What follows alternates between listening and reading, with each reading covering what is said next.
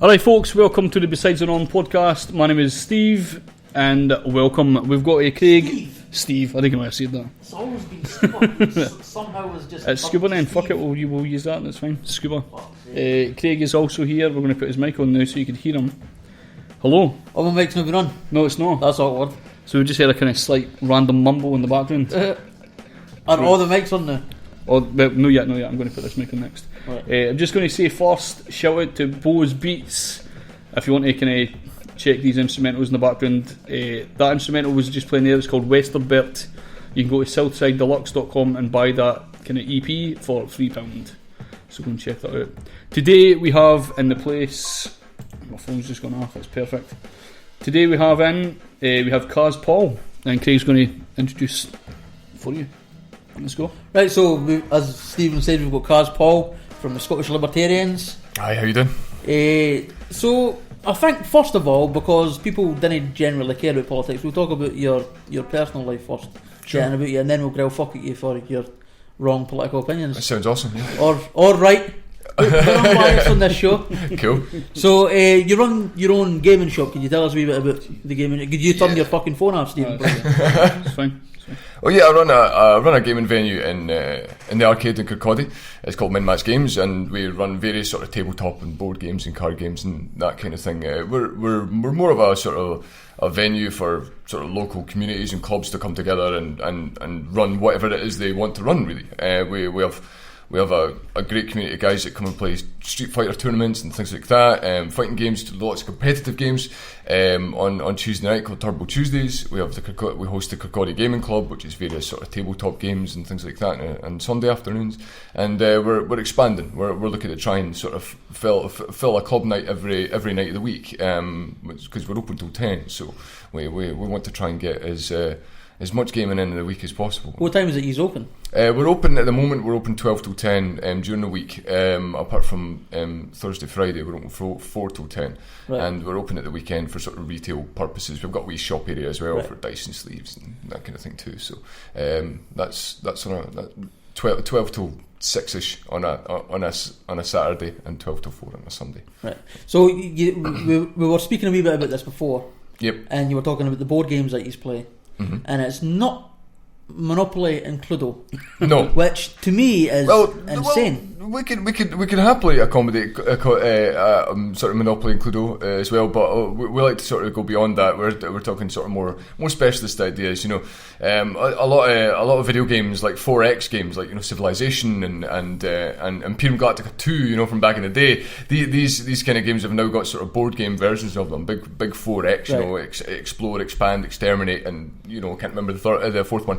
But they're we've got a lot of these games where there's one called Twilight Imperium, which will take you a weekend to sit down and play in its entirety, and these are hardcore. See, that seems intimidating to me. Yeah, well, it ranges from these massive games that can take ages, of which we've got we can accommodate that, and we've got a couple of them to games that you can take sort of 30 minutes. For example, we've got a game called Boss Monster, where you play as a villain and you're building your dungeon against heroes that come in and try and take all your loot.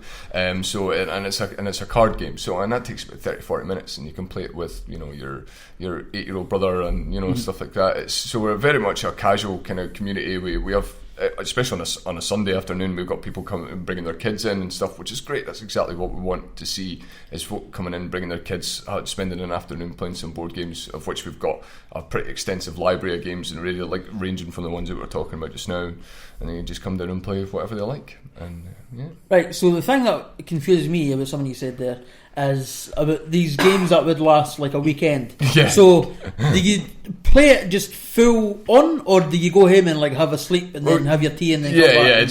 Generally what would happen is we would, if we're going to do one of these big events, we'd try and make a day of it. So we'd try and make a day of it. There's one great game I like playing, it's called Mansions of Madness, and that takes a fair amount of setup for the person that's going to be running the game, because it runs like a role-playing game where you've got one person that like takes Dungeons control. and Dragons. Yeah, kind of like that, where you have one kind of dungeon master who's in charge of kind of orchestrating the game and making sure that making sure the scenario is met and essentially creating a playing field for the players to play in. And then the players they act against the GM, if you like. The GM is in charge of taking control of the monsters and all that kind of stuff, and all the players have got to try and work together against the GM to try and win. So something like Mansions of Madness, it'll take probably me about an hour or so to set up, but once people are in, 4 or 5 hours, you can sit down for an evening or a good afternoon and work together, solving puzzles and killing monsters and figuring out how to solve the scenario. I don't know why people think that's nerdy. The thing is, we use this term like nerd and geek and all that kind of stuff, and everyone's a geek as far as I'm concerned. Everyone. Fucking hell, Stephen. That phone. See, he's a phone geek. He loves his phone. Basically, I classify anyone as a geek who's anyone who's like unapologetically loves something. Yeah. Like if you're really into football, you're a football geek. Yeah. If you're really into movies, you're a movie geek. Well, I'm really into board games and toy soldiers, so I'm a board games and toy soldiers geek. Mm-hmm. So that's essentially it. And we try to accommodate everyone. If you've got something that you love, we want to see it. Come and share it with us. I like that. I like that kind of community aspect of it. I think that's cool. I think a lot of people like to have their set thing and then brush off everybody that doesn't like that. Yeah, sure. But probably, as you were saying, like football fans would classify you as a geek and then not think of themselves as a geek, and I was like, oh, you like totally football? Dismiss you. Come and play FIFA down at my store. That's also the kind of people that take a look at like transfer deadlines and stuff like that, and they look at kind of other teams and all that kind of stuff. That's mad geeky. There was somebody talking about this level of geek on Facebook. I don't know if I can say his name. Andy Bain. Fuck it, that's his name. He was talking about, I don't understand why I'm considered a nerd for being into like role-playing games. He's into Pokemon and other things like that. But yeah, somebody that's got like football scarves on their wall and they've got like Rangers posters everywhere. Definitely. They're not considered a geek whatsoever. And that's a level of obsession that's exactly the same as somebody that's got anime posters and stuff like that. They're in denial. They're definitely geeks. Definitely. We're politics geeks. Why? I would totally. I've been insulted a few times for being pathetic. It comes with the territory, man. How often do you get that? Do you get that quite a lot where they kind of like, were you trying to stand to go to Hollywood and stuff? Well, I mean, I've had like I'm not shy about putting my opinions online. My Facebook page is profile as public as is my Twitter profile. So I wear my opinions on my sleeve quite a lot. So that in and of itself just brings a lot of kind of backlash. I would say backlash, good healthy debate is what it brings, with its fair share of idiots as it normally does. But I've seen the rise in idiots expand exponentially since I've sort of put myself out there in the public, in the public sphere as a candidate, I've earlier on in the week I had a death threat, which was interesting. First one ever, so I think that's me initiated. So it was an achievement. I think so. Yeah, achievement unlocked. How old are you? I'm 30. Oh, and your first death threat. Death threat, and I'm 30. It's not bad. You should really get into religious debates more often. I had death threats. I absolutely have. Yeah. Well, this one it was beyond the kind of thing that you would get online where somebody say, kill yourself, or something like that. This guy actually phoned my premises. He tracked down my number, or my min-max number on Facebook, because it's quite easy to find. It's pretty public, and like I say, I'm public as well, and that's the whole idea. If you want to find out what I am and what I do and what the store's all about, I want to make that easy to find.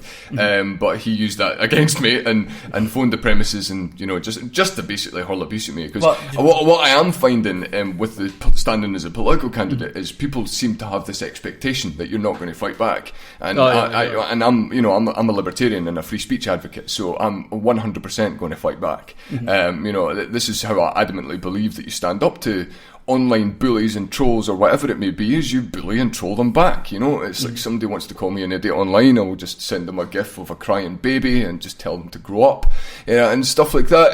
I've got absolutely no problem with it. Ruth Davidson does this as well. You see Ruth Davidson's really active on Twitter. I actually love Ruth Davidson. I think she's a great politician. She's just in the wrong party. She's brilliant, and she's always on Twitter kind of noising folk up, and I love that. That's what it's about. Politics is for everyone, and banter is part of having disagreements, and sometimes that's a good way of actually coping with your disagreements, is having a bit of banter back and forth and not taking things too seriously, even though you might be talking about quite serious issues. During the independence referendum was the first time that I was friends with somebody who I so strongly disagreed with. Right. He was a avid no voter. His dad was somebody that worked with the Exchequer or something. It was some. His dad was quite up in economics and stuff like that, and he was shucking all these no arguments at me, and I'm like, oh, but please just start being right. Is this the same guy I can? The same guy? Aye, well, the rapper. Oh, yeah. Aye. That's cool. Totally him. I've not seen him since, actually. Since he's the totally referendum. disappeared. That's crazy. And he won. I think he won. You would think he'd be back to brag about it, you know? No? That was the first time that I was friends with somebody, and then obviously after the no campaign won, the day after the independent, the most depressing day of my life ever, and then the conspiracy theories started coming out about the vote being rigged, and I was instantly like, shit, well, obviously I want it to have been rigged, because then there's a chance we might have actually won. I really want to believe this, but it's not. But it's just true. not true. I need to be rational about it. You've actually hit the catalyst for what kind of inspired me to get kind of disenfranchised with, maybe not necessarily the left, but the proponents of the independence kind of debate, you know, because the independent, you know, I wasn't even into politics at all before the independence referendum. It sparked a level of sort of political interest in me that I'd never seen before. As far as I was concerned, politics was a bunch of, you know, out of touch relics making decisions about my life that hadn't, you know, weren't listening to me, didn't represent me, and didn't really care about what I had to say. So I was so apathetic to politics, as a lot of people still are today, you know. But what I found myself was, once the veil of the independence, you know, or once the debate about independence was over, we started having other debates about other things, like, you know, conspiracy theories, and about, you know, other bits and pieces. You just started to talk about anything other, but, you know, about the death penalty, about the EU, you know, and stuff like that. And I started finding myself disagreeing with a lot of people, and it wasn't just the disagreement that bothered me; it was the way that the disagreement was actually tolerated.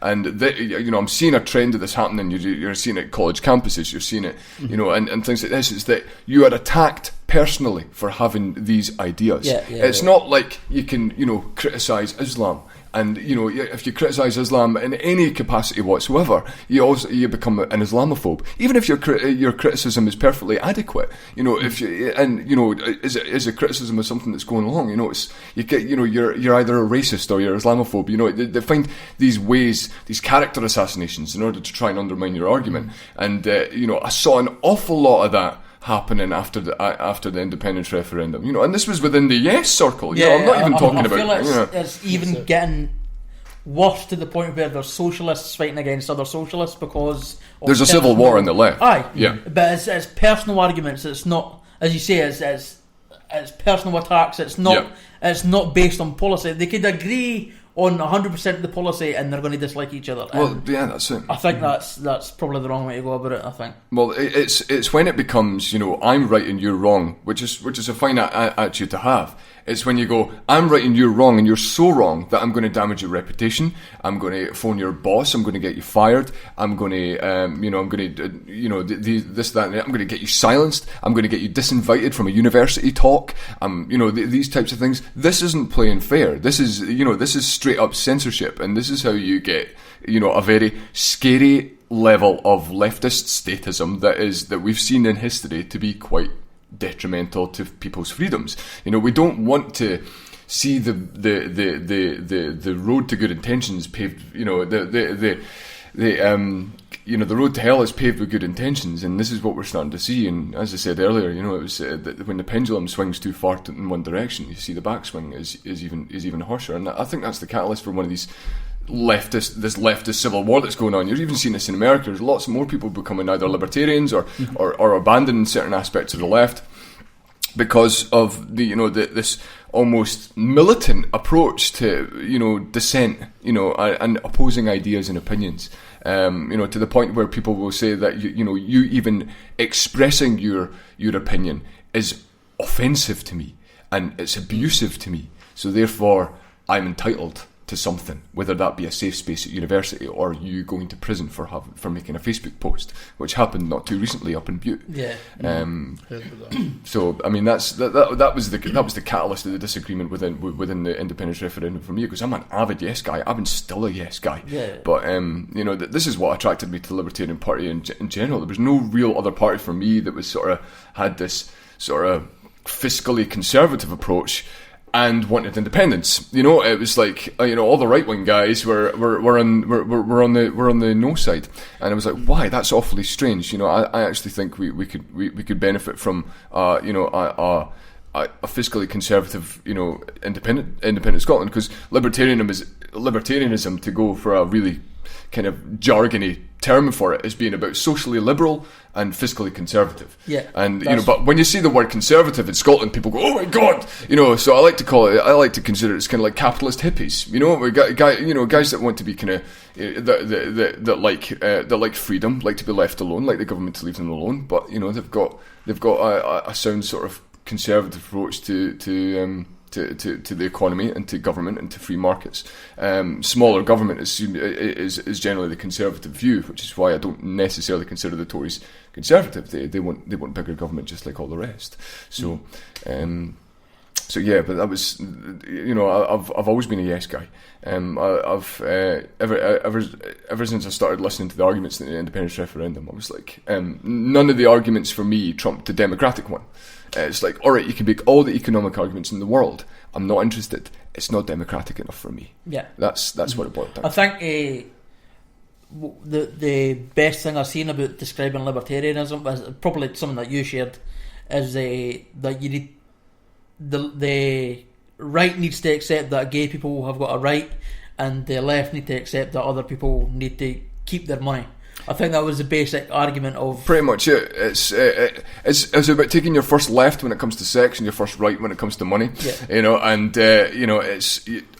the problem that we see is, well...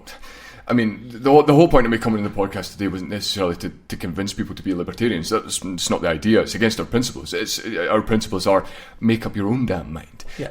And it's about basically just bringing to the table what libertarianism is. And when you mention libertarianism, especially in a almost kind of socialist echo chamber that we seem to be in. They look at America and they think Republican, and you're like, oh dear, these guys are like, they're really Christian, and they're, and the theocratic kind of ideas, and they're against gay marriage, and they're all for abortion. They want abortion to be illegal, and it's a right wing nightmare. And you're like, no, you're right, it is a right wing nightmare. That's why there's a libertarian party in America. There's libertarians within the right in the same way that there's libertarians within UKIP. Yeah. Like, there's a lot of libertarians in UKIP, and there's a lot of people that want small government and the government to leave them alone, that are voting UKIP. And I think that's a bad move if you're a true libertarian, and want to have this socially liberal approach and believe in freedom and property rights and free markets, and it's essentially, and freedom of speech, these kind of ideals. These people that vote UKIP are potentially making a mistake, because the UKIP they want the UK Union, which I think is undemocratic, which isn't particularly free, I don't think, and they want stricter border controls. And we believe in the free movement of people. I'm actually quite happy with our immigration policy that we have at the moment, and this is where we UKIP and the libertarians actually kind of join in. Is we want to come out of the EU, and that's they want to come out of the EU because they want a really draconian Australian-style point system where, people are only invited in based on how good they are at X, Y, and Z, and I think that's awful. It's like, no, you're impeaching somebody else's freedom to move about this earth, which doesn't belong to you. So I think our immigration policies might even be too strict, even with a passport. But that's a contentious issue with a lot of people. But we believe, first and foremost, we believe in freedom, and that includes the free movement of people. I'm quite happy with the immigration policy we have. I'd just rather we made it. I think that's one of the things that I like about this podcast, is that we could have easily just stuck to what we already believe and then just invite a bunch of socialists on. But I think that was the original plan. That was the original plan. But we've had somebody for UKIP in. We've had debates on the EU.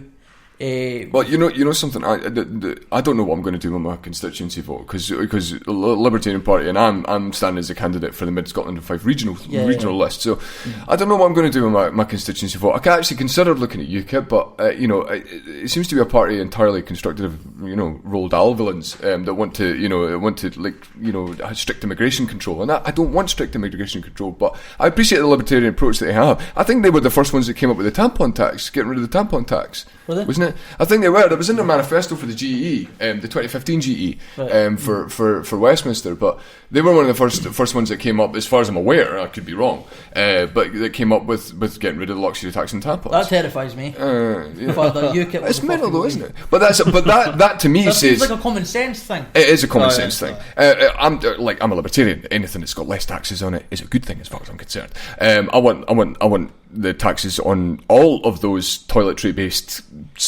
products gone. That's what I'd advocate. But it seems to me that was like a little glimmer into UKIP. That was maybe the libertarians in the UKIP party pushing something forward for a more socially liberal kind of approach. That was the grab at the left. That was an approach to say, look, we're lefties too. There are lefties in this party too. And that's one thing I love about the Libertarian Party, is it's such a broad church. We've got people that are voting UKIP and Conservative. We've got people that are voting Green. I'm an ex-Green member. I'm a bit of an environmentalist too. I just think, the goalposts have been moved slightly.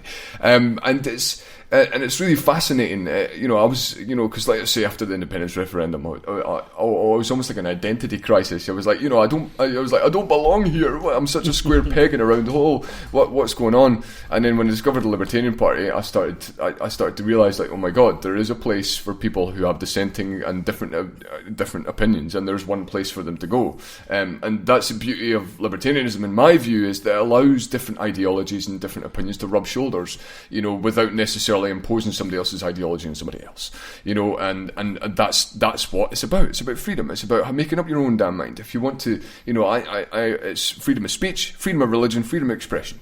These things are fundamental to me personally, and not necessarily, and the Libertarian Party in general. I would imagine, but we've got a lot of really interesting, eclectic characters in the party, and that's as does every party, and we all seem to converge on sort of fundamental principles based around freedom and not impeaching anybody else's freedom.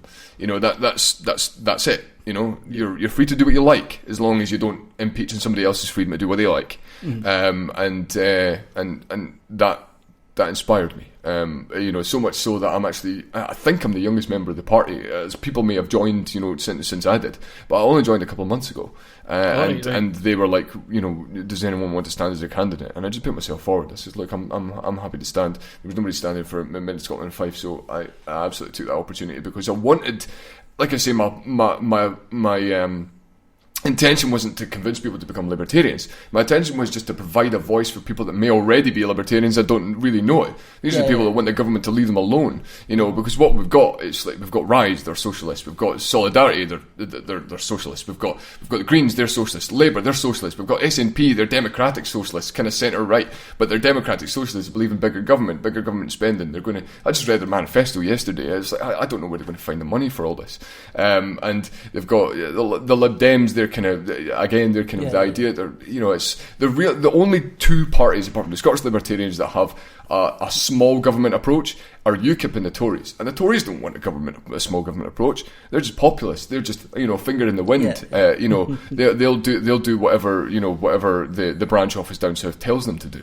As far as they're concerned. And it's now become the Ruth Davidson party. It's like that's it. So I'm pretty sure that's their description as well. Yeah. Ruth Davidson for a strong opposition. Yeah, that's it. Yeah.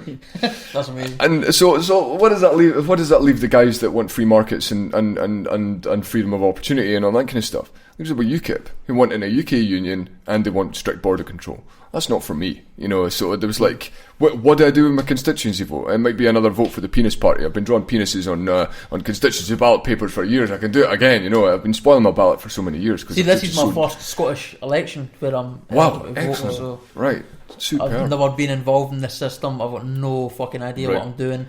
Right. So I've got no idea of where to vote, who to vote for. Well, I know where to vote. That was a stupid thing to say. Sure, yeah. Well, that's good. What I don't understand, maybe you could explain this since you've been involved. Sure. But there's only one list candidate for your party. Correct. In Mid Scotland 5. In Mid Scotland. So what happens if you get elected? Do they need to go to someone else to get more MSPs, or would it just be one MSP instead of 6 or 9 or whatever it is? To be honest, I'm not entirely sure how it works over and above. because we've me personally, I've not thought that far ahead. I'm not under any delusions that I'm not under any delusions that I think I'm actually going to get elected.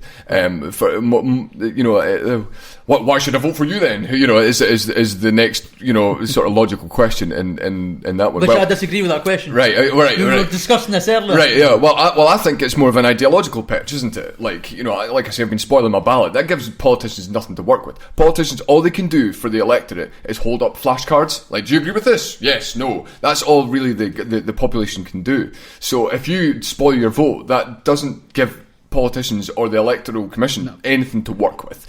So I've been voting Green for quite a considerable portion of my electable sort of time.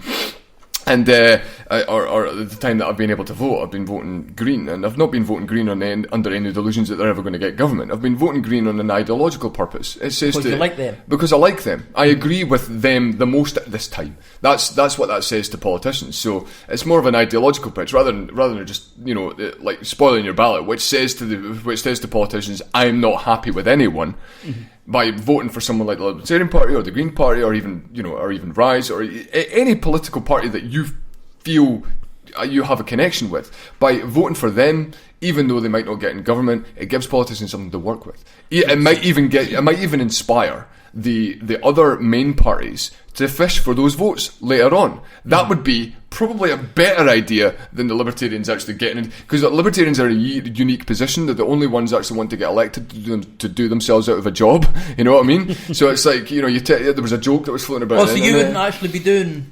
Yes, I would. Yeah, I would. But the idea is, it's like, because Libertarians want small government, so we're wanting to be elected so we can start trimming the fat of the government, taking it down to a smaller bit. So we're the only ones that wanting to put ourselves out of a job. If I got elected, it would be me becoming the. I would be elected. I would go in to do the job. The most ideal situation for probably the majority of the members of our party is that if we got so much popularity that it forced the hand of the main parties to maybe change their policies and to maybe lax a little bit on some of the freedom killing policies. Like, for example, it's like SNP are probably, I can't make any predictions, but I would be very surprised if the SNP didn't retain a majority. Yeah. I would be pretty surprised. But see if even a small libertarian vote said, it's like, if Nicola Sturgeon was looking at the ballot papers the next day and going, my God, there's a bunch of people voting Libertarian.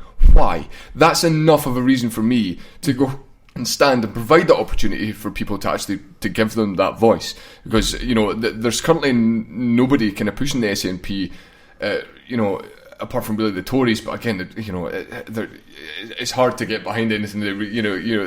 Are they doing it for their own purposes? Or are they doing it for the what are they doing?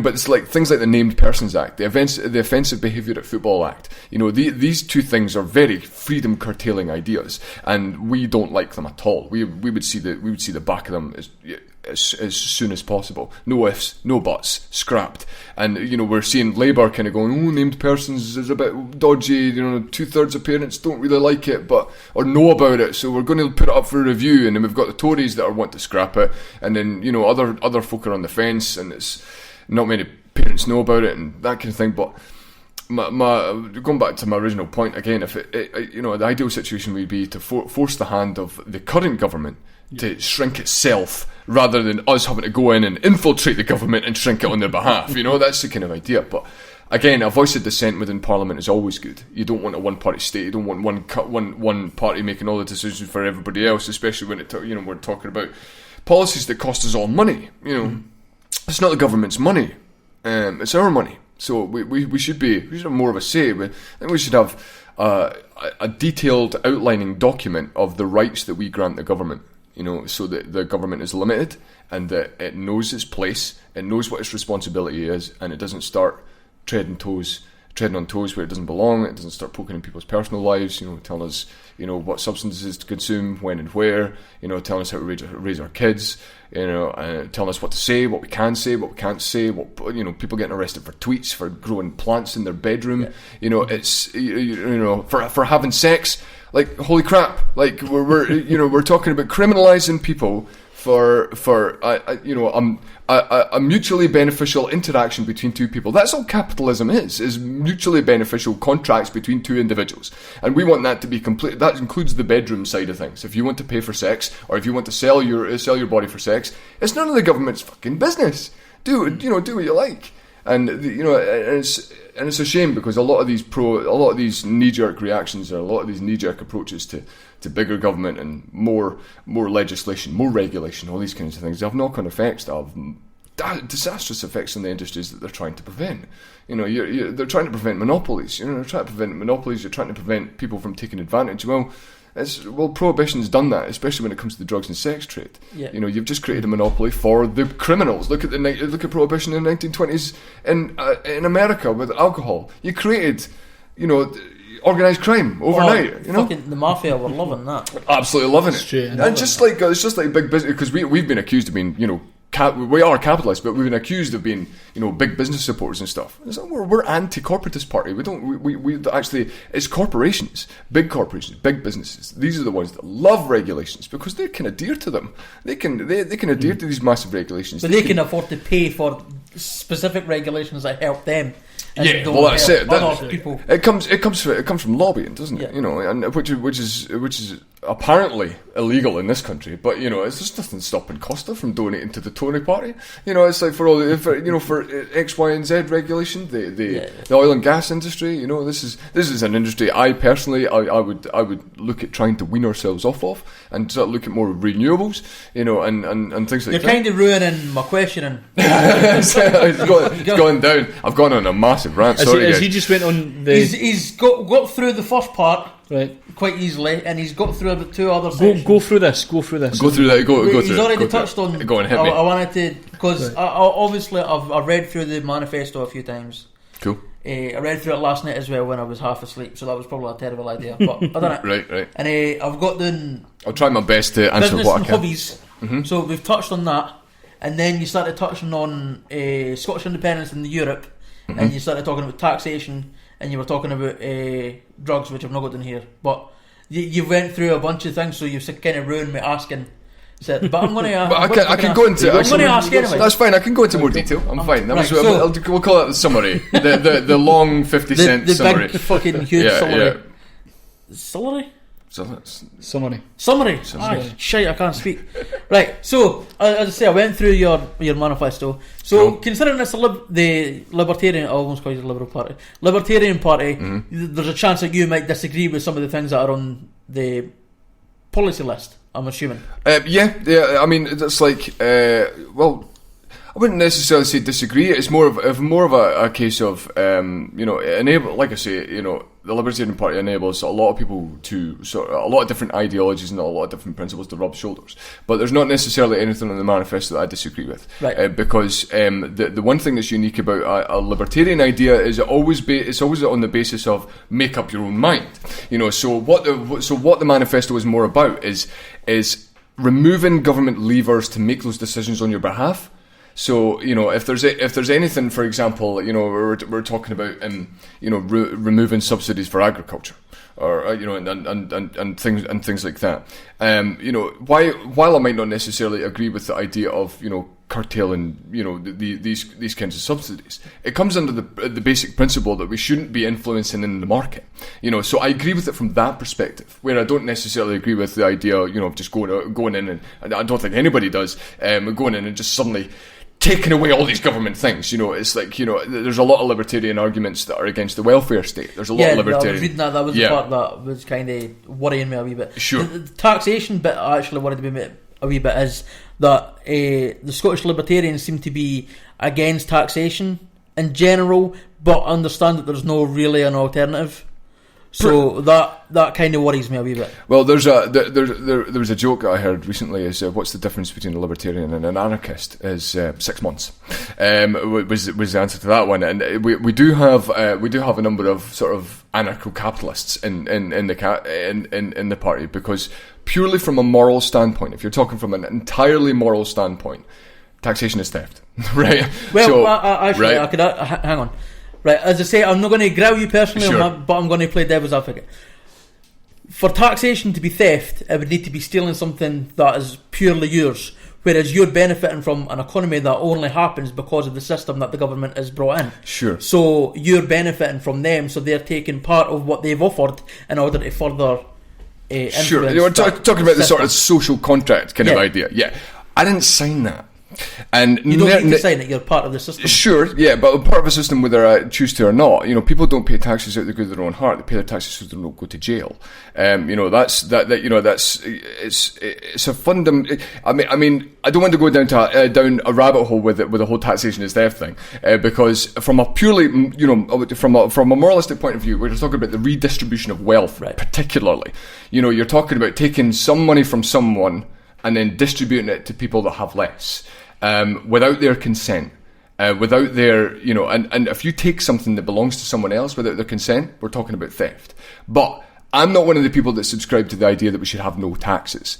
I'm one of the people that subscribe to the minarchist idea of government, having as small government as possible. Yeah, you're right that there are certain systems that we benefit from, and I'm happy to pay for those things. I'm happy to pay for the military. I'm happy to pay for the police force. I'm happy to pay for the legal court system. These three things I think are fundamental to Western civilization. So and we all benefit from those things whether we use them or not. Because military stops us from protects us from foreign invaders. The police helps enact the laws that and keep dangerous people, people that curtail the basic fundamental principle of leave others alone as long as you're willing to, as long as live your life as you see fit, as long as you leave others to do the same.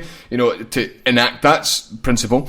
And a legal court system, through common law, which we have in the country already. These three things I'm happy to pay taxes for. The difference is how we fund those taxes. How do we generate those taxes? I don't think income tax is particularly a really good way of doing it. I don't think taxing the rich more than you're taxing anybody else is a particularly good way to do it. Because all they do is just fire their accounts over in Panama, and then we all start complaining about it.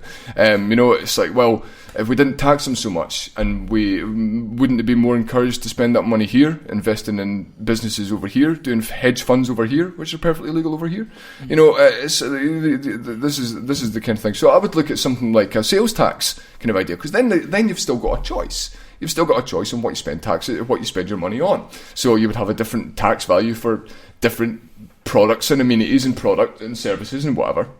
That's one way to do it, but as one of the members of the party pointed out, what if that business decides not to pay that tax? Well, you don't charge the tax to the customer. Well, you're still liable for that tax. What happens when you don't pay the tax? You go to jail. So it's collective coercion.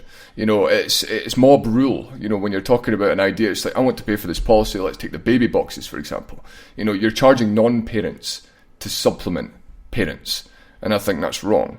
Look at the sugar tax. It's like the sugar tax is, and other little sin taxes like this. And sugar taxes is something that we have any kind of sort of jurisdiction over as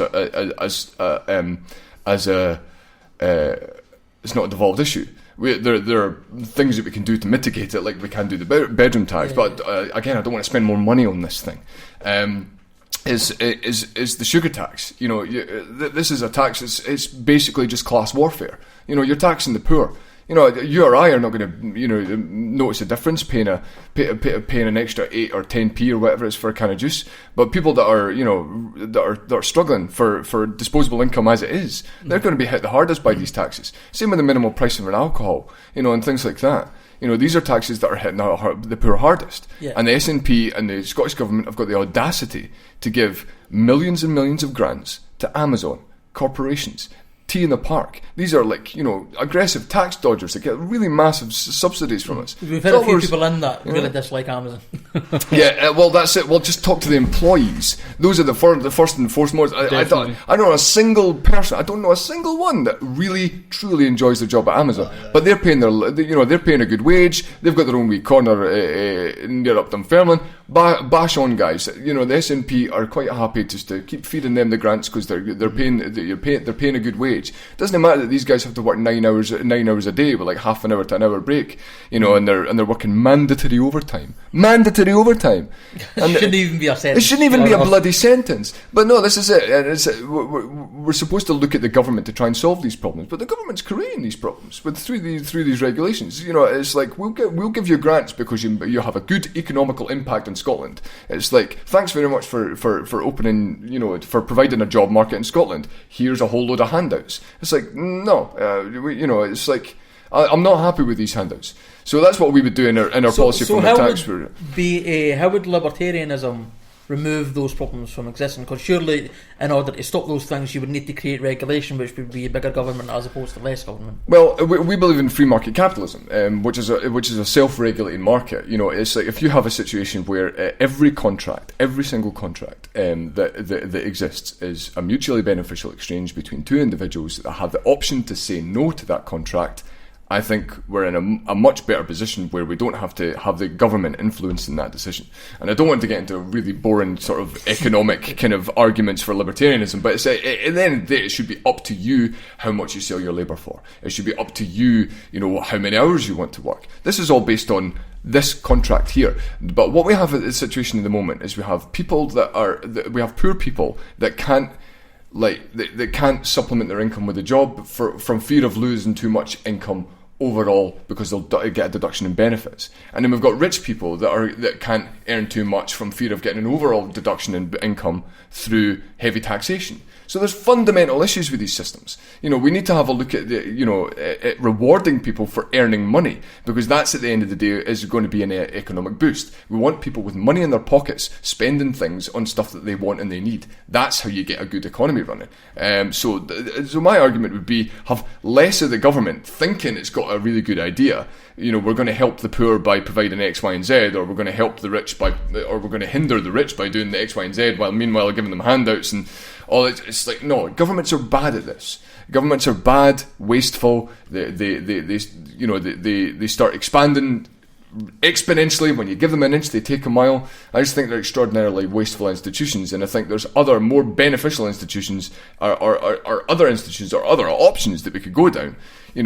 From a free market capitalist idea, these are institutions, or these are CEOs that own companies or social enterprises, whatever their company is, whose salaries depend on them doing a good job. Politicians' salaries don't depend on them doing a good job. Their salaries depend on how good their patter is at election time. That's what it boils down to. I think Jeremy Hunt, you look at the guy that's destroying the NHS right now, arguably speaking. The guy is almost universally hated. He's by doctors, by patients, by everyone, by half his bloody party. The guy, it's like people don't like him. He's still there. He's still there. How He's still there. How is this possible? If this happened to anyone else, any other CEO, any other person that's in charge of a business, because the NHS is a business, whether we like it or not, it's still a business. It's just control of the government at the moment. How, in any other scenario, would you see that guy continuing doing the job that he's doing? Even if he's not health minister anymore, even if we were like, all right, bugger this guy, sack him, he just goes back to the back benches and enjoys him 50, 60 grand a year. You know what I mean? This guy's elected. We can't get rid of him. So it's that's what it comes down to at the end of the day. As I was saying to you, Steve, earlier on, it was we're talking about guys that are politically. There's a lot of political apathy, and I understand that 100%. I'm one of these people like to say I was an avid member of the Penis Party before. I've been drawing cocks on ballot papers for a long time. So I know political apathy. I've been there. But what we have now is we have a lot more people noticing that the political apathy is no longer tolerated. They're still getting the government eking into their lives in some way or another. We've got the Named Persons Act. Now we've got government agents appointed to every child in the country. If they go to school with a grubby ear or a snotty nose, you could get some faceless, nameless stranger knocking at your door asking you what your history of domestic violence, or how old you are, or what your criminal history is, or all this kind of stuff. Terrifying stuff. These are parents that just want to have kids and raise their kids and be left alone, and they've got government spies knocking on their door from any subjective kind of source. It's like teachers, doctors, they all have an obligation to pipe this up. And it's like I sympathise with these people. I sympathise with the people that want the government out of their personal lives. Hopefully this is a path for them to use their vote to expand that voice and have an opportunity to have a voice to say, government, leave me alone. And, hopefully I'll do that on whoever decides to vote for his behalf. Just holding the government to account, having a little bit of confidence that there's a thorn in the government's side stopping them from taking these policies too far. Because the way they pitch these policies, man, it's very easy to get very excited about them. It's like, this is going to help the children, and it's like, if you turn around and you disagree, you're somehow immorally wrong. We were talking about this earlier on. Yeah. It's like, if you don't agree with, with X, Y, and Z policy that are designed to help the poor, that are designed to get people into work, that are designed to help up and coming young parents and things like that. If you're against them, then somehow you're an asshole. Like, that seems to be the pitch. It's like, no, I just don't think those work. I care about the poor just as much as anybody else. I care about fixing the economical issues with the country just as much as anybody else. I care about fixing social inequality more than anybody else. In fact, social inequality is probably one of the biggest things that I'm in this for. I'm talking about freedom of speech and freedom of expression. These kind of fundamental ideas that are being curtailed, and that's one of my biggest motivations. So you believe in the same sort of things as let me finish. I'm a liberal, yeah. So you believe in these same sort of things as socialists, like welfare and things. You just don't think it should be by government. It should be by other means. Exactly. Right. When you look at it this way as well, if you think about health insurance, that's a socialist policy. Health insurance is a socialist idea. Insurance of any description is a socialist idea. It's a collective resource, right? It's, you have an institution, just in this case it's not the government, so it's not really socialism, right? So you just say it's a government, and you look at the NHS, it's a government insurance policy. It's exactly the same as an insurance policy would work, outside of the government's hands, provided it's done so in a free market. But you've got, it's people paying into a system, and that system then takes that money and then has a collective resource and then decides who gets to pay out on what. That's essentially what insurance company is, and that's what the government is for the NHS at the moment. So within a libertarian society, for example, there's nothing stopping anybody from having these socialist systems. It just means that if I have my private property, you don't get to come into it with my permission. You don't get to kidnap me for growing plants on it. You don't get to tell me what I can and cannot do with that land, and what I can and cannot act in that land, or what I can and cannot say. But you can take, you can have a community, you can have an entire county, a state, whatever, have their own social system if you want. Have people vote on it. Have people opt in and opt out. Let's just put them on Kickstarter. Let's put Trident and the NHS on Kickstarter and see which one gets funded. This is. I would happily do that. No, totally do that. Trident would so lose. It's so lose, and this is the thing. I'm against Trident as well. I don't think we should be putting all our eggs in one basket with a relic of the Cold War. It's a waste of money. And something that you need America in order to use it. Well, that's it. America spends, I heard this on the radio the other day, so I don't know if it's true or not, but America spends, I think it's 10 times more than their allocated GDP on military. Their military budget is 10 times more than Probably their GDP. They spend more than the... Not their GDP, their GDP allocation, because we have, NATO requires every state to spend an allocation of GDP on military.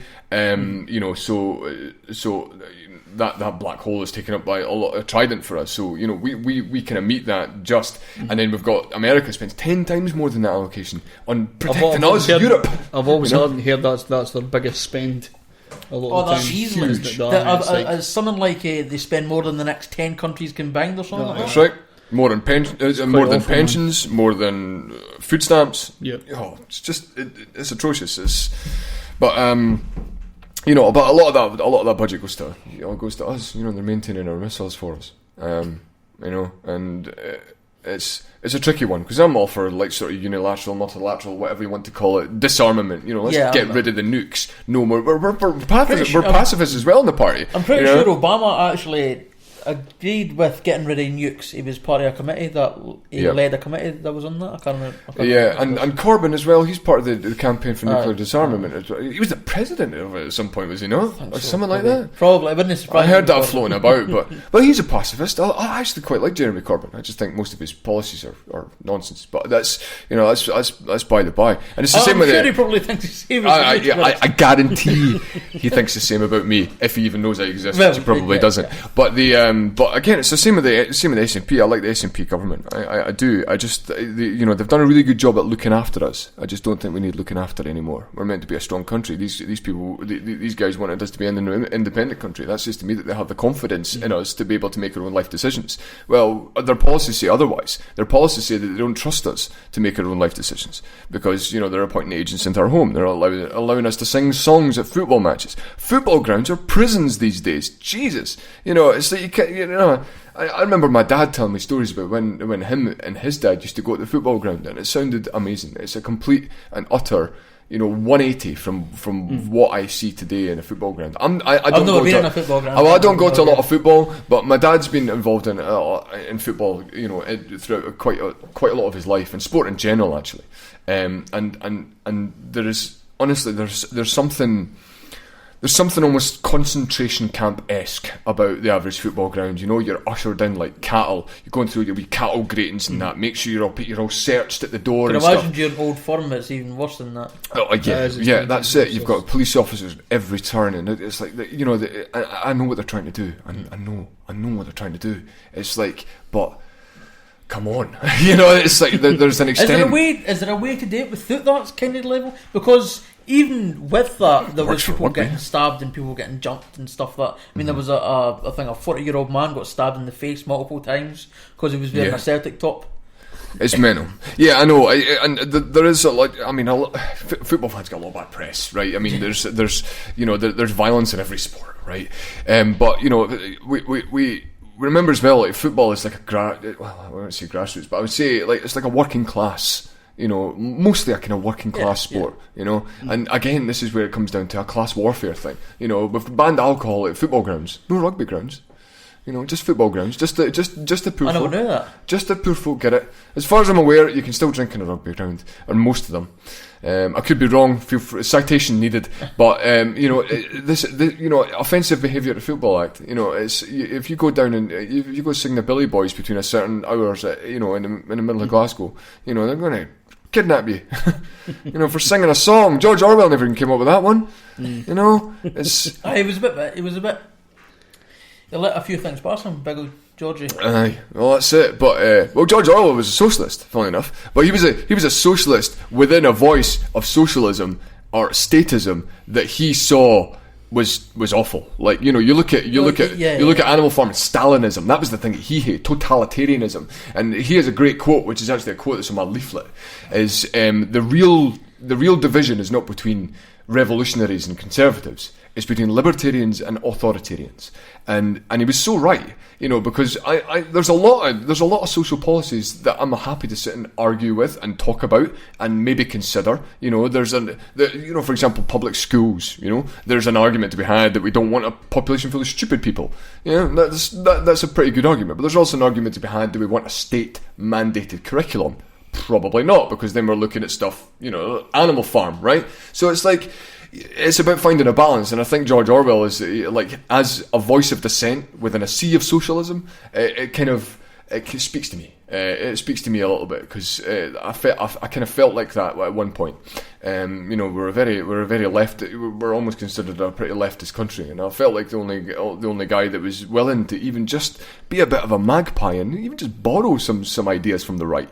I don't think all of them are great. Like I say, it's like you start venturing into the right, you start rubbing shoulders with a lot of people that want to make abortion illegal, and it's like, well, no, this is it's about the best law about that is no law at all. Let people make their own minds up about their own personal circumstances. Funny thing about UKIP, I keep bringing this up every time UKIP comes up, but the leader of the Scottish UKIP party is gay, and he's against gay marriage. Yeah. Well, I always. Do you know what we would do with gay marriage? We'd take the state out of it entirely. Well, see, I'm not for marriage anyway. But I feel like just me neither, because there's marriage, that gay people should be able to... I'm with you as well. I don't particularly like the idea of marriage either.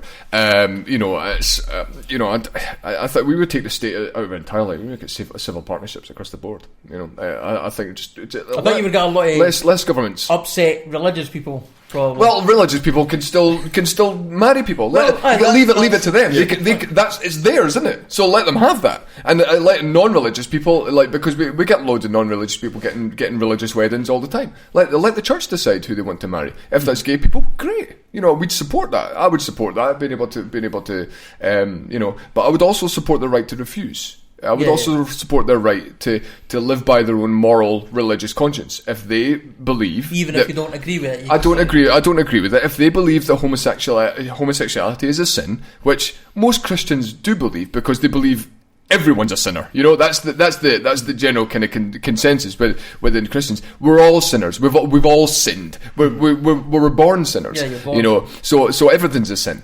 But at the end of the day, when it comes down to somebody's own personal moral conscience, if they believe that gay marriage is a sin and they don't want to perform a gay wedding, power to you, pal. I'm with you. It's if you don't want to serve a gay person a cake, then fine. That's okay. There's another cake story in the news. Another recent cake story. He's a gay pastor.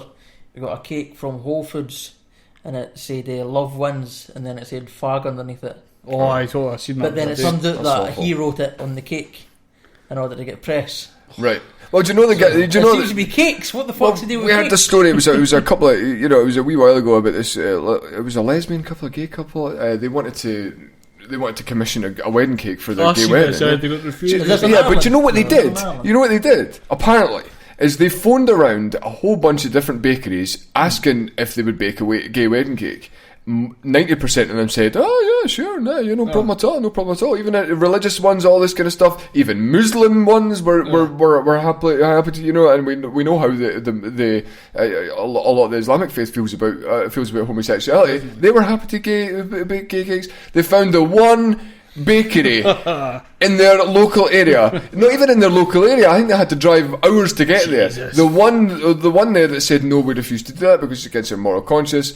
All of a sudden, press, fined, government fined, whatever, discrimination and all this kind of stuff. When you see all these kind of discrimination stories, you forget there could be a wee story behind that as well. That's it. Well, even as much as I agree that making a cake shouldn't be that much of a big deal. It's a fucking cake. Make the cake. But to go to that length just to find somebody that I feel was wrong would be a waste of my time. Pick one of the other thousands of cake places, stop getting cakes at fucking weddings. Get a fucking also pie. As well, if I was a gay person, I was getting married, I wouldn't want some bigoted homophobe making my wedding cake, would you? Exactly. I wouldn't want to force somebody to make my wedding cake. I love that story based on fucking just the fact that they were really trying to get somebody that doesn't want to make the cake to make the cake. Yeah.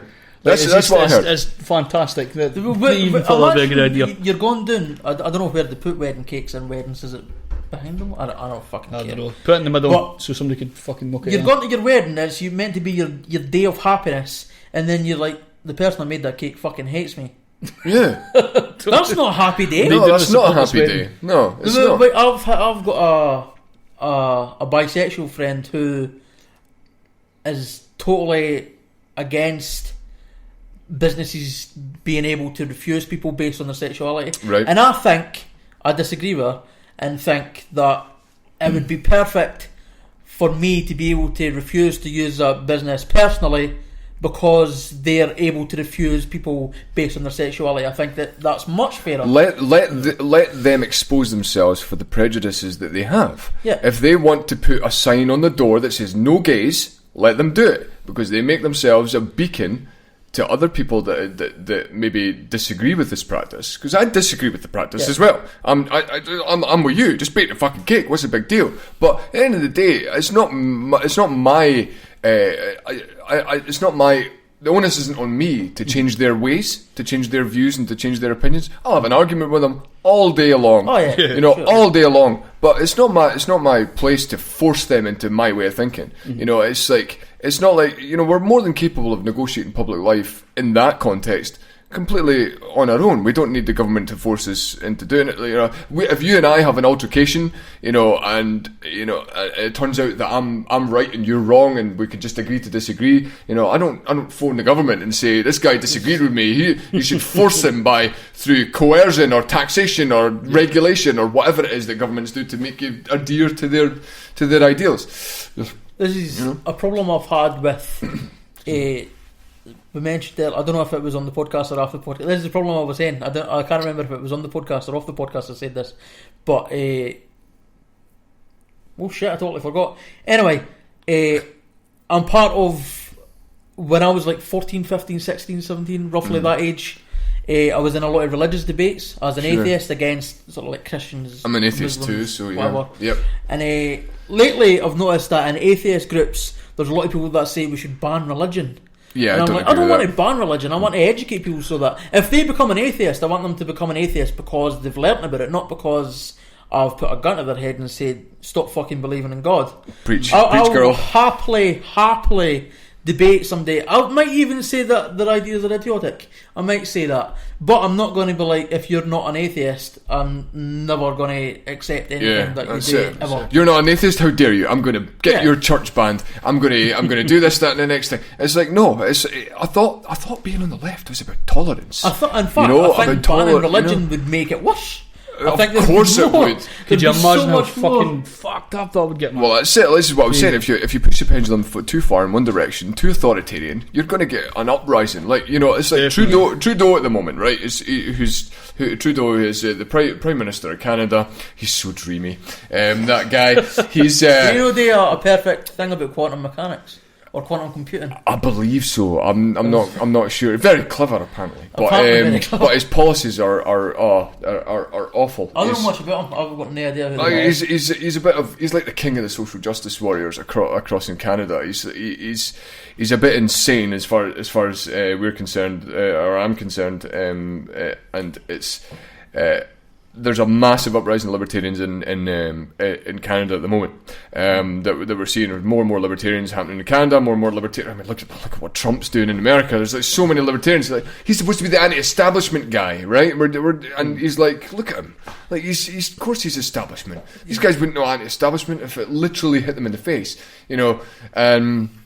We're seeing a lot of libertarians coming up in America because it's like, we're sick of this pantomime, you know, this political pantomime that just doesn't really, it has such a profound effect on our lives, and we have so little influence over it. That's not fair. This is a dictatorship, is what we're rolling into. And I'm not blaming the SNP. I'm not blaming any particular party. I'm blaming the lack of respect that I think politicians have for people to trust people to make their own decisions about their own lives. It's almost like people that vote for bigger government and people that want bigger government and people that want the government to have more control over our lives. It's almost as if they're saying that, you know, people are stupid and they're not trustworthy, but the politicians aren't, so let's give it to them.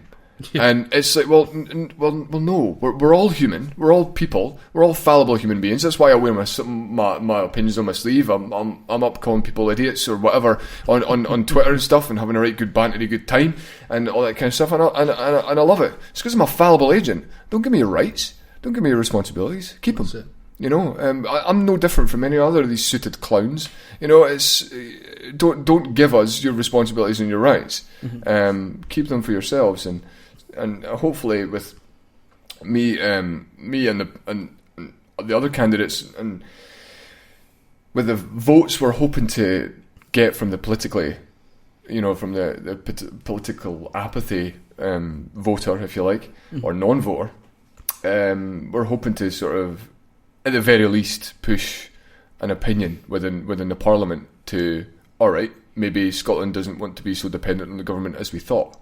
And that would be good. It would be good for us not to go on pretending that every single person in this country is a leftist, and or there are very little right-wing people. Or I think we should be abandoning the left-right debate altogether. It's about authoritarianism versus libertarianism.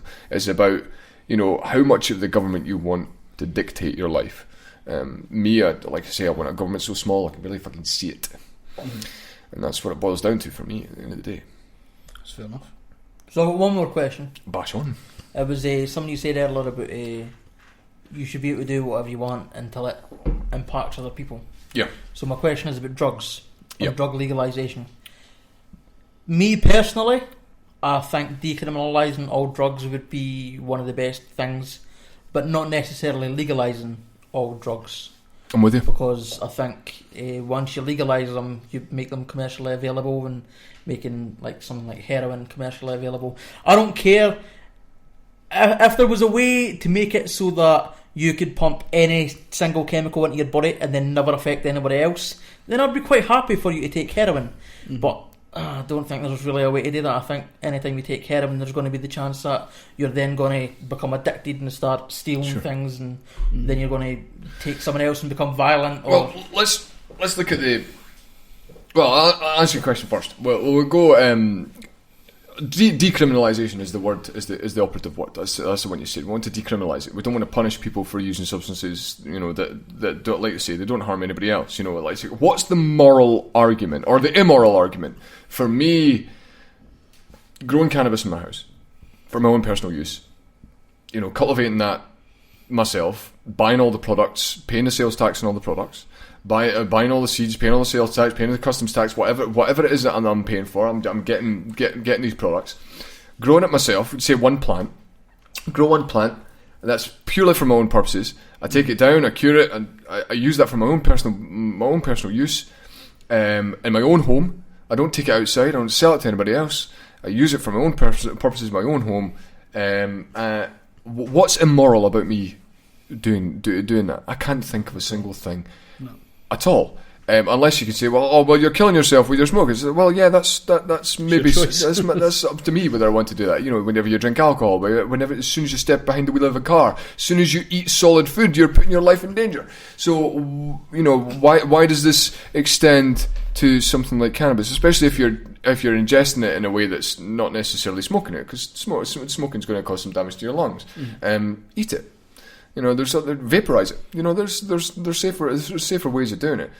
So when it becomes a public health issue argument, I think that's bullshit. It's like we already have things that are legal that are far more detrimental than public health than any other drugs, even some of the most powerful drugs. Look at something like heroin. And the biggest problems that come from heroin come with withdrawal. When you don't get the heroin is when the bad things start happening to you. Mm-hmm. So if we were able to not create or provide, but facilitate an environment where people could get their drugs safely at a good price, a good quality, things like that. What's the problem with someone having a lifetime addiction to heroin if they're managing their drug addiction on their own backs, managing it carefully, and they're going through all the process? They're perfectly functioning members of society. They have jobs. They have all this kind of stuff. Look at the guys in Pulp Fiction. This kind of guy. It's like those guys. The reason why those guys aren't quote unquote junkies is because they can get it. They can afford to buy it. And they don't have to suffer from the withdrawal and all the symptoms of getting bad stuff. With that, I've never really been around heroin, so I don't know how it really affects you. But I would imagine maybe you could be a functioning member of society. There's a lot of people that are like, as you were saying, they go to work. I know there's people come that back, take the heroin and shit. Funnily enough, nose or cocaine is far more popular than weed, I would imagine. It's like we just hear about weed a little bit more because it's kind of like the poor man's cocaine. It's like if you can't afford coke, you smoke weed. A lot of people are quieter about taking cocaine a lot of the time. Sure, because it's a bit of a personal thing as well. But again, it's like cocaine, speed, MDMA. These types of things, we're taking them anyway. I know a few folk that have taken speed to get them through like a day at DM design and stuff like that. Of course. Totally. We should start taking LSD at DM design. We touched on the whole thing about about the whole class warfare thing, right? And it comes down to the end of the day. It's like, well, there are people that abuse it. Of course there are. The people that OD and things like that. And it's like, well, we can't police one thing on the basis of people that abuse it, and why do people abuse it? We have to look at these things. Look at some of the most high stressed, high octane jobs that we've got. Like dentists and chefs and these types of things. They always come with some kind of addiction, don't they? Like, not always, but a lot of the time, it's like you're either right into your booze, or you're right into your nose, or you're right into something else, or something like that. A lot of chefs smoke weed. Of course, it's a coping mechanism, and I don't think the state should be in a position to be able to tell you what you can and cannot use to cope with your dire circumstances, unless those dire circumstances are being dealt with in an appropriate way. But then you could also argue that a lot of what the government creates through regulation is actually not solving these dire circumstances. They're sticking plasters. It's like a bandage on the cancer, like we brought in the alcohol ban at football, and we've seen a correlation in domestic violence drop. And it's like, all right, let's buy that correlation for a start, that the alcohol ban stopped domestic violence. That's a good thing. In my head, that's a good thing. But again, it doesn't solve the problem. Why are these men acting this way? It's because of their circumstances. Unless we start looking at proper ways of addressing their circumstances and the reasons why they lash out or they manifest their bad circumstances or stresses in bad ways, we need to start looking at that rather than just a sticking plaster. It's like, all right, you've got issues, and those issues manifest themselves in a way of like alcohol abuse and domestic violence and getting in fights at football grounds and all that kind of stuff. And it's like, well, maybe they'll get less inclined to get pissed and have a scrap up if they were happier. If they were happier people, if they didn't have to subject themselves to the stresses and the circumstances of a horrible existence, I'm speaking hypothetically. I'm sure I'm sure domestic violence exists in middle and upper classes as well, but it's this idea that we're going to solve this problem with a sticking plaster, but we're also going to completely and utterly ignore the fundamentals of why the problem exists in the first place. Mm-hmm. Look at the Panama Papers. Oh, we're going to make sure that rich people pay their tax. Well, that's not solving the economical issue of the fact that they're not paying their tax. Why are they not paying their tax? We have to answer that question before we can solve the issue. Yeah. And this is what seems to be a little kind of sticking plasters. I want to remove these expensive and wasteful sticking plasters and actually look at solutions to the problem. If indeed that's the government's job in the first place. One could argue that's not the government's job to do these kinds of things. It's up to us, and it's up to us to find or create the help that we need. I think we're more than capable of doing that. Cool, perfect. That's pretty much all I've got. So, cool. If you've not got anything to. Is there any questions on the... Oh, I'm cool. Is there any questions on the live stream? No. Yeah, we're popular. Superb. No questions. Thanks for listening to us, all two people. No, that's great. Well, Caz, thanks for coming in, man. Well, thanks very much for having me. Thanks for coming. Got it. Aye. Well, thanks for having me, guys. Like I say, I just appreciate to be having a platform. Have you not been asked to go to like a hustings or anything? No. People don't want me there. They'll look at what I say on Facebook and they might get a bit intimidated, But not even just from the perspective of anything other than I have different opinions in them. It's just nice to be able to come along and share their opinions. They should be fine to argue. Well, that's my argument. I quite a lot of the stuff you've been saying this afternoon. Especially even before the thing. You seem to have some libertarian leanings, just based on some of the things you're saying, not talking about banning religion, for example, that seems to, banning things in general seems to be, one of these things that I'm definitely not for. Yeah. But I just appreciate being able to come on and talk about my ideas without being ridiculed and lambasted and all that kind of stuff, which I happily and unequivocally accept, but it's good to be able to just have a nice chat. I mean, we could have came on and we could have attacked you for whatever nonsense, but we didn't. I think we've been relatively fair. Absolutely, I threw a couple of devil's advocate questions at you. Sure. Yeah. I didn't attack you or anything like that. So no, if you want me to come back for a grilling at some point, I'm happy to do so.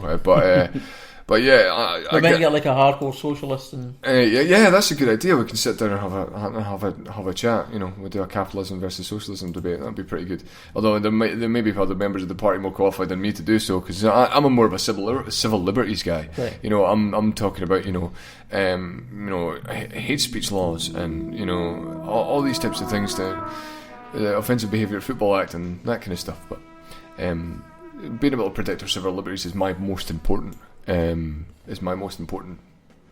Motivation for being a political candidate anyway.